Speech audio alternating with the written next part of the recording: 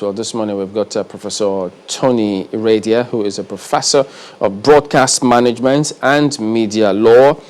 It's of the Benedict University, Okada. Is a formerly head of Department of Mass Communication, Nasarawa State University, KEFI, former DG of NTA, and former DG of NOA. Good morning, sir, and thank you for joining us today on the program.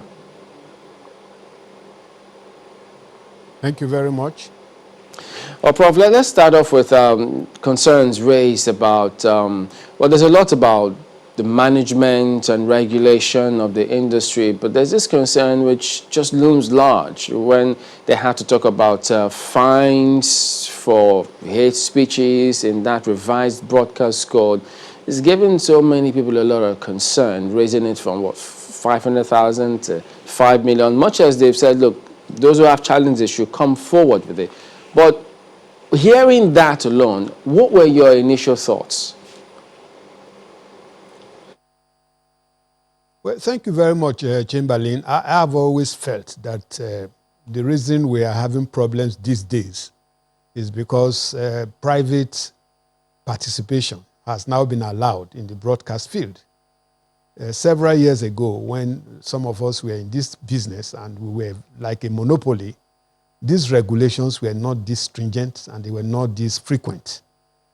So the fallout is that government is always trying to regulate the media in such a way as to prevent dissenting opinions to be in the public domain. That's the only way one can see the reason for these conflicts here and there since 1992 that the private people came into this business. The NBC has become a very strong policeman pursuing the broadcasters every day for one thing or the other. I think that we need to ask ourselves the basis of broadcasting. What's the function? Why do we set up broadcast stations? Is it, for example, to generate revenue? Of course, no. Is it so as to penalize, defaulters? Of course, no. It is to enlighten the public, to make sure that the public is able to understand what is going on in society, to ensure, for example, in politics, that all sides of the subject are well brought out for the public to be able to make reasoned decisions that can influence what they do. But by the time we begin to over-regulate the way we do in Nigeria, we're going to create problems for the industry. You find out that members of the National Assembly are anxious to bring new laws as if the laws on the ground are not enough. The executive is making new fines. If you make a hate speech, you pay 5 million instead of 500,000. All of a sudden, and the impression that is given is that this is intended to stop, conflicts in society and all of that. That is not what will stop conflicts. The best thing that can stop conflict is open government, good governance, allowing everybody to feel free. That is the meaning of democracy. Allowing the majority to have their way, but allowing the minority to have their say. This idea of wanting to stop people from talking is what is pushing this regulation overboard. The last NBC code that has caused all these problems is a special type. We never had that in the past. In my own time, the broadcasting code was seen as a professional guide for professionals in the industry. Now it is like a regulatory law that if you do this, this is what is going to happen to you. If you do this, pushing fears into the minds of practitioners. And I don't think that augurs well for public enlightenment and political education. Because in developing society like this, you can still see that a lot of people don't even vote. Those who vote don't know how to vote and they spoil their ballot. So there is a lot of voter education that needs to be done. And you need the media for all of this. Okay, By Prof. the time there are so many rules Pardon me to butt in, Prof. them today, we'll come back to you and talk more. Pardon me, we'll talk more about some of these matters when we return in just a moment. Please stay with us.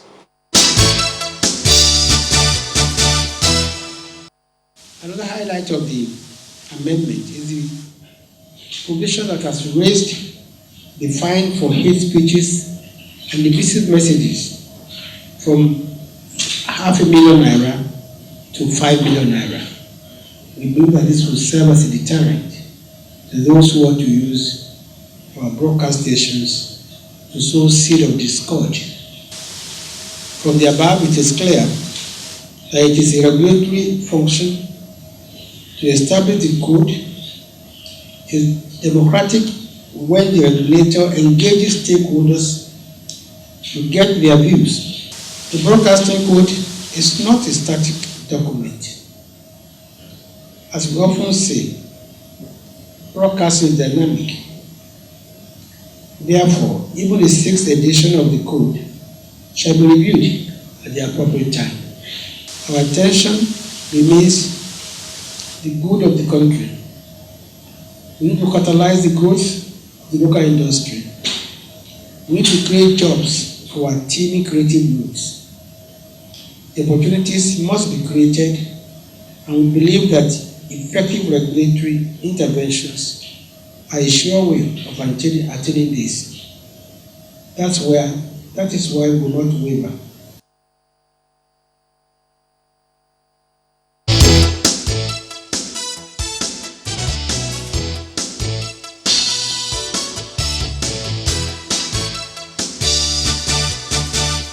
Let's continue with our conversation with Professor Tony Iredia. He joins us live from our Abuja studio. And, looking at the headlines this morning and how, the media is reporting, or some section of media is reporting this, you'd see headlines like, despite industry-wide opposition, the government launches controversial NBC code.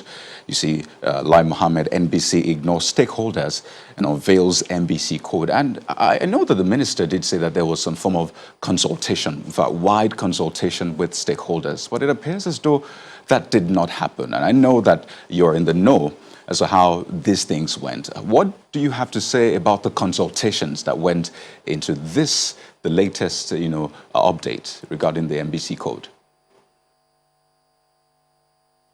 Well, thank you very much. When this code was coming on, the broadcasting organizations of Nigeria actually contacted me to serve like a kind of consultant on the issue because of the controversy it was generating. Now, the problem really is that for the first time in the history of broadcasting in this country, the code was not done the way it used to be done. This time around, NBC just rolled out a number of things that it felt should be in the code and did not hold consultations with the stakeholders at the previous managers of the system did, where you first of all hold consultation, everybody will look at it, there will be a dummy, you bring it out at the tail end, there will still be another kinds of peer review and all of that. Just like I said at the beginning, the code was supposed to be a professional guide. It was supposed to be a masterpiece that creates professional excellence in broadcasting. But now it is filled with sanctions and what you will do and what you will not do. And the bodies that should have been consulted were not consulted in the same way. Rather, they were being told that it is subject to review and that all their objections now will be taken into consideration in the next review. In which case, this particular edition was not exactly a broadcasting code for broadcasters, made by broadcasters for professionals. So, and that has been the problem, and I'm not surprised at the kind of headlines that are on today. Besides, there is a really problem. Everybody expects a broadcasting commission to be an autonomous body that has no place in politics. If you listen to the news that you have been putting on since, who is speaking? The Minister of Information. Is he the Director General of the NBC? You see, when the minister is speaking, there's no way broadcasters can see that the regulator is speaking. He's not a regulator. He should leave the broadcasters in the NBC to do their professional duty. And then the law gives him right to supervise them, but not to take over the job. The moment the minister is speaking, no matter how well-intentioned he may be, the people become suspicious because he belongs to a political divide. And whatever he's saying is likely to be used against the opposition. And I think this is a natural thing. It's not about criticizing anybody. Now take the issue of fake news that has been overplayed in the last couple of weeks. We were all in this country a few days ago, or I think the last week, when a minister told the nation that contracts in the NDDC were being grabbed by legislators. The legislators now challenged him to bring the list. The next thing the minister said was that he didn't say so. We heard him saying so. We heard him saying he didn't say so. Now, between the time he said so and the time he said he didn't say so, broadcasters had gone on air to say what he said, which is now fake news. Who is guilty now? Is it the media? Is it the minister? Is it the politics of broadcasting? What exactly is it? The point I'm trying to make is that fake news, hate speech, they are very subjective terminologies, and one has to be very careful because some people will take criticism as hate speech. You can't, criticism is not hate speech. It is when somebody is saying something that is really defamatory and all of that, that you can say is wrong. Even at that, the laws are there. Even the old defamation law of 1961 is still valid today. It has not been abrogated. The provisions are there for what you say. When what a station is saying is true, you cannot be saying you are defamed because the truth cannot defame you. If somebody is saying the truth, it cannot be defamatory. So we have to understand some of these things that are being emphasized in the system. And if we can reduce these heated up arguments, then we'll have some little way to do it. And you go back to Nigerian broadcasting system. You ask yourself a basic question. Why is it that the opposition political parties are always happy with the media? Or rather, when the party is in the opposition, the party is happy with the media. The ruling party of today was with the media in 2015. Everything was okay with the media for the ruling party today. Now, today, the opposition today is now the friend of the media. Why is it so? Because the opposition sees the media as the only channel for ventilating grievances. And so they want to talk to power. Power does not want any talk. And then we pretend that what we are trying to do is we are trying to stop hate speech. We are trying to stop fake news. Nobody doubts the fact that fake news is bad. Nobody doubts the fact that hate speech can dismember a society. We have all of that. Even the old law of sedition is still there. Even though the courts have shut it down, it's still being used. When you see people, when a journalist has written something against a governor, he's locked up. Is that what democracy is supposed to be about? So I think we need to look at some of these issues thoroughly and get back again to the system. The Nigerian broadcasting system has become so commercialized. You see, the people who are the ones making broadcasting to work are being threatened with different fines. Even the one that is not called a fine, the licensing fee and other charges, they are so high that stations cannot really make up any profit whatsoever. So what is the purpose of having broadcasting if we are going to strangulate them? And so we push the broadcasters into a system in which everything is now paid for. Even what is news, broadcasters are charging for it. And people are shouting, why are they charging for news? Where then do they get the funds to meet all the charges that the regulator is placing on them? I think that these issues have to be clearly put in perspective so that we can have really a broadcast system that educates, entertains, and informs society. Prof, does that mean that broadcasters are helpless? Is there anything they can do to take on the minister and the NBC about this issue of exorbitant fees? Because what you have referenced now is definitely something all broadcast organizations are experiencing. You've just talked about one, which is this increment of 500,000 to 5 million naira, and you have also referenced licensing fees. Is there anything the broadcasters can do to interface with government or the NBC or the minister to bring these fees down and let them at least see the reason? Because most certainly it's all about the business or economic environment or investment environment in Nigeria. Well, thank you. In ideal situations, I don't see why there's nothing that can be done. I don't agree that broadcasters are helpless in an ideal situation where the environment is clean. But in the Nigerian context, one can almost become so disillusion in saying that maybe broadcasters are helpless. But notwithstanding that, I think efforts should be made. I have been at the forefront of calling for a review of the NBC Act. We have not done anything about it. Now, you see, the way the NBC Act is made is very open to abuse. In other parts of the world, the regulator is an independent entity. It has nothing to do with political authorities. Nobody influences it. Now, when you don't have that foundation, that legal foundation that gives what I would call credibility and belief by people who are operating with you, you are going to have a problem. A system in which the NBC itself, the way it is presently constituted, it cannot find those broadcast stations that are pro-government. It can't. It cannot shut down a broadcast station that is pro-government. When you see the NBC shouting about shutting down a station, be rest assured that that station is probably pro-opposition. I don't even believe that any station should be pro-anyone, because the essence of broadcasting really is balance and objectivity. But at the same time, we all have a suspicion that if the proprietor of a particular station has a political affiliation, is more likely going to be tilted that way. And so we begin to even look for faults where there are no faults. So I think the first thing to do is to get the broadcasting law reviewed. Now, why do I think that there's some level of helplessness? Who is going to review the law? Is it the National Assembly that is itself wanting to even make more laws on social media? We are in an international environment. What is happening elsewhere? Why can't it happen here?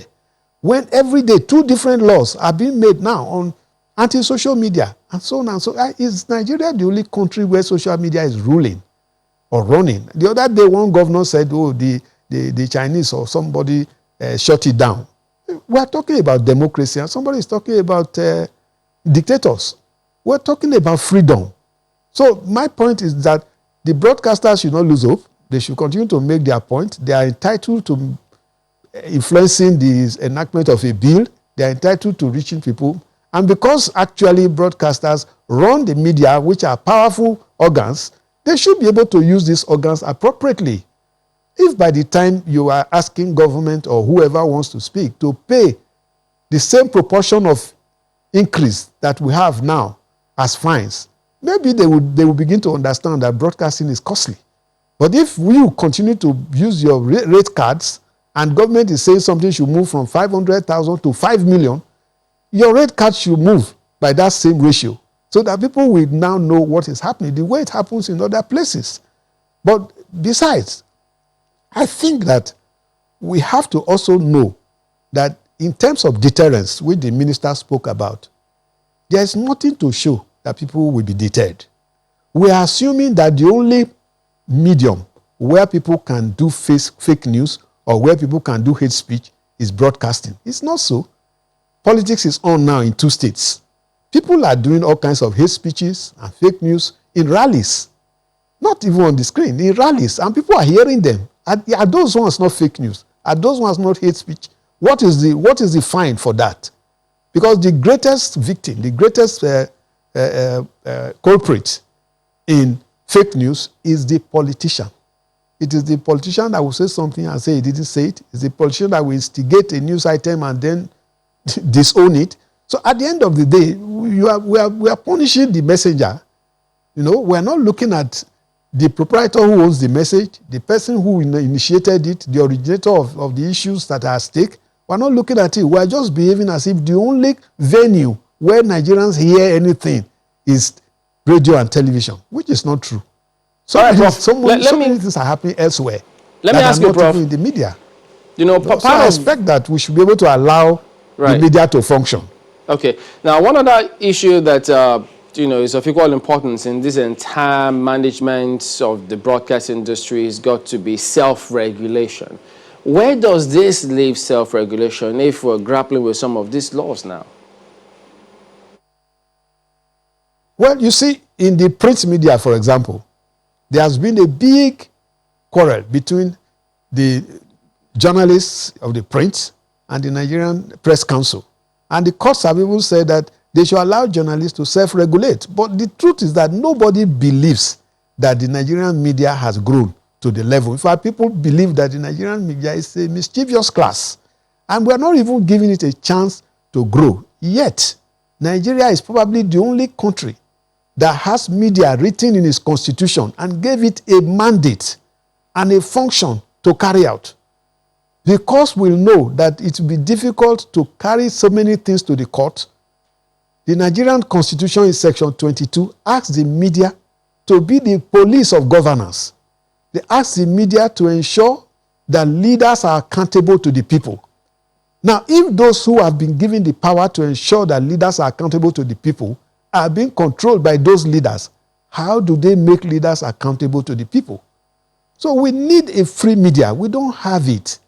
In other parts of the world, we don't have the kind of problem that we're having today. There's so much regulation, so much law, so much penalty, and so on and so forth. Now, let's look at what is happening in the rest of the world. Today, what everybody is doing is digital broadcasting. That is digitization of the broadcast system. Digitization rests on two legs.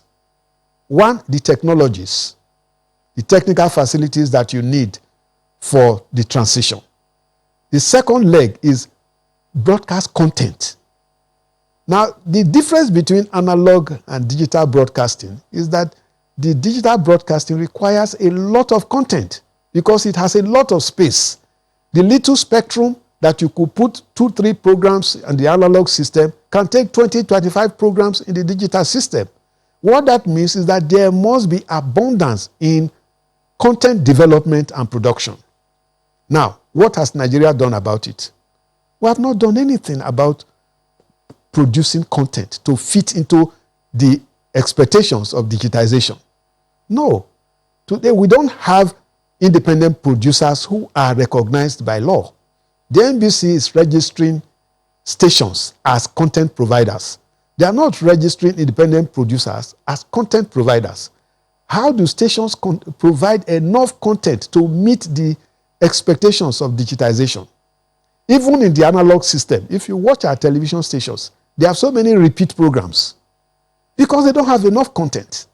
These are the kinds of things that should bother the NBC as a professional regulatory body that will ensure that the latest that is going on in the rest of the world is also happening in Nigeria. We are not bothered about content development, which is what is really needed.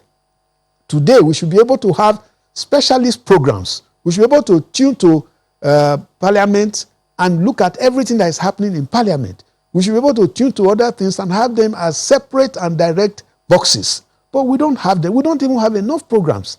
Many of our stations outside of the capital, that is outside of Abuja and Lagos, many of them close at 11 p.m. You don't close a station at 11 p.m. because that is like a cinema house. If you are a broadcast station, you should run 24 hours. How do you run 24 hours? You can only run 24 hours if you are repeating so many programs. You can only run 24 hours if you have sufficient resources to buy diesel in a country where the public power supply is not working. And these challenges are what should be uppermost in the minds of those who are asked to regulate broadcasting, who are asked to ensure that Nigerians enjoy broadcasting. That should be what should be uppermost on them. But the problem is that they are not even given a chance to do those things.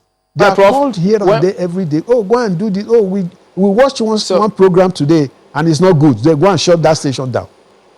Okay, Prof, when we return, we'd like you to give us your concluding thoughts on what the National Assembly should be doing about some of these situations. That's in just a moment. Please stay with us.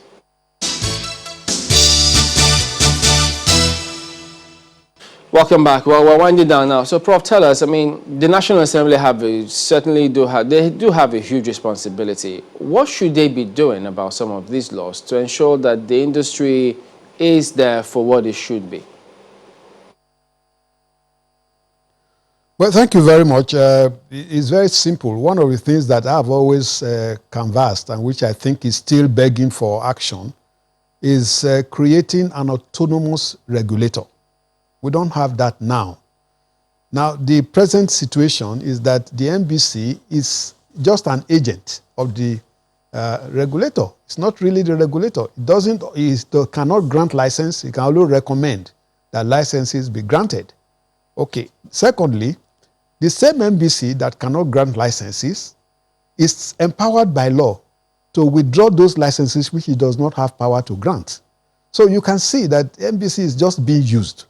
But a proper NBC would not have any problem. As it is today, the organization has an acting director general who is a technocrat and who knows what to do. If you leave that type of person there, you have already started in the right direction. The second thing you do is to dissolve the NBC board and bring in non-partisan people, as it is elsewhere. This is not a new thing. UNESCO had said this over 20 years ago, that the best way to regulate broadcasting is to have non-partisan regulators. When you have somebody who has partisan interests, he can't regulate because he's going to be looking for how to butter the bread of his party. So, and it's understandable. Anybody will do that. We are not talking about the current people.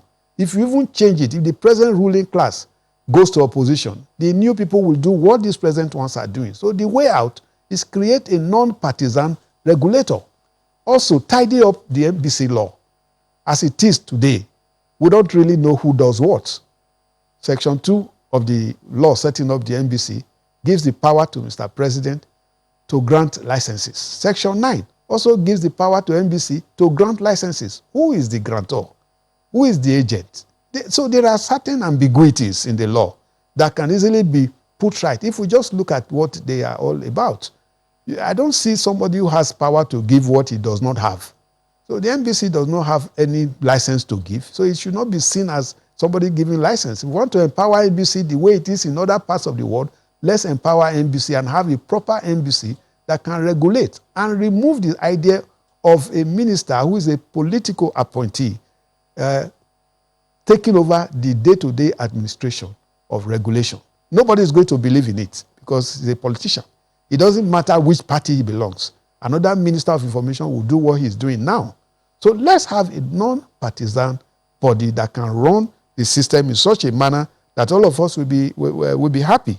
Now, the NBC itself should return to the olden system that we had in my own time, where the NBC code is a collaborative venture between the regulator and the practitioners.